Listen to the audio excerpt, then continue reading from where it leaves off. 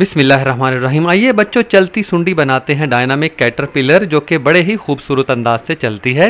इसके जिस्म पर छोटे छोटे कते होते हैं, इसलिए ये इस तरह से चलती है। इसको बनाने के लिए चाहिए टूथपेस्ट की एक बिल्कुल नई टिबिया, गोंद, सुंडी का नमूना, चेहरे का नमूना, 2 झाड़ू की तीलियाँ और 1 अदद कैंची। सबसे पहले टूथपेस्ट की डिबिया लीजिए और उसको दरमियान से चिपका दीजिए और दोनों तरफ इसके कान काट दीजिए, जो इसको बंद करने में मदद देते हैं। और बकिया पूरी लंबाई के ऊपर बराबर फासले पर लकीरें लगा दें, इस तरह से।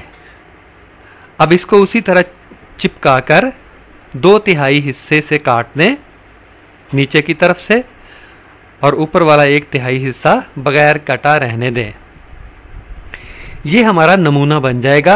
ऊपर डब्बियां सी बन जाएंगी और नीचे वाला हिस्सा गैर मुतहर्रक होगा, जो कटा हुआ नहीं है।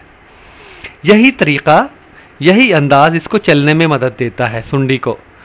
अब निचली तरफ दोनों अतराफ में ये झाड़ू की तीली परो दें और इसी तरह दूसरी तरफ भी।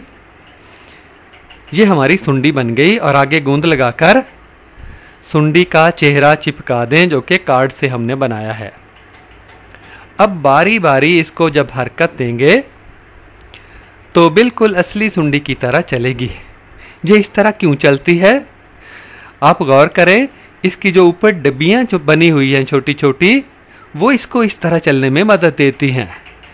और यही इसकी साइंस है।